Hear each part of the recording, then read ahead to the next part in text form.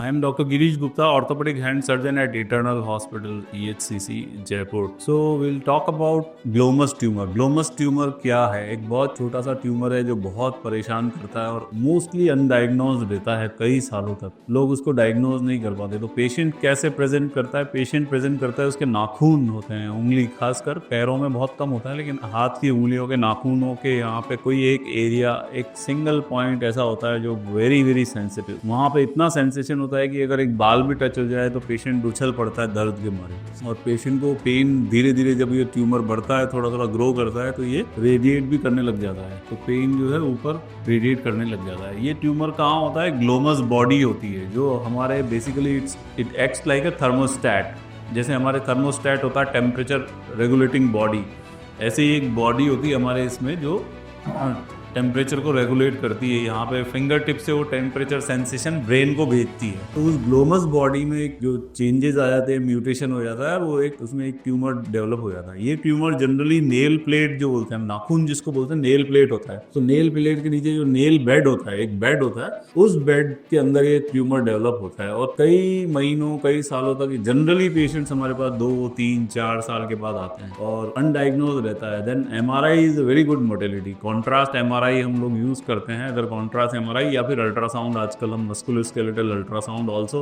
Gives you a very good diagnosis about glomus tumour. और the moment you see that, एक बहुत छोटी सी surgery होती है इसके लिए, जिसमें हम जो हमारा स्पेशलाइजेशन है, हम क्या करते हैं, एक नेल को हम सिर्फ एक विंडो बनाते हैं। We cut it like in a square और अ रेक्टेंगल। यहाँ पिन पॉइंट उसको मार्क कर लेते हैं, पेशेंट को एनेस्थेटाइज करते हैं, and then we mark that area and we make a window in the nail plate.